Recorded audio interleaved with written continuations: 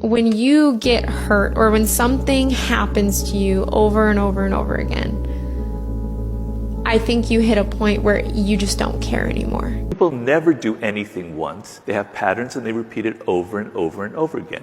To do something over and over again. To do something over and over ក៏បានដែរបើសិនជាយើង do something over and over again នោះមានន័យថាយើងធ្វើរឿងនោះម្ដងហើយម្ដងទៀតដដែលដោយឥតឈប់ឈរជាធម្មតាក្នុងរបៀបដដែលដូចមុនអញ្ចឹង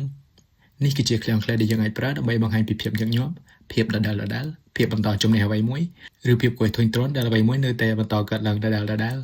ឧទាហរណ៍ She listened to the French dialogue over and over again until she could mimic the pronunciation perfectly. មានន័យថានាងបានស្ដាប់ការសន្ទនាជាភាសាបារាំងម្ដងហើយម្ដងទៀតដដែលរហូតដល់នាងអាចធ្វើត្រាប់តាមការបញ្ចេញសំឡេងបានយ៉ាងល្អឥតខ្ចោះឧទាហរណ៍មួយទៀត I've told him over and over not to leave the lights on, but he never listens.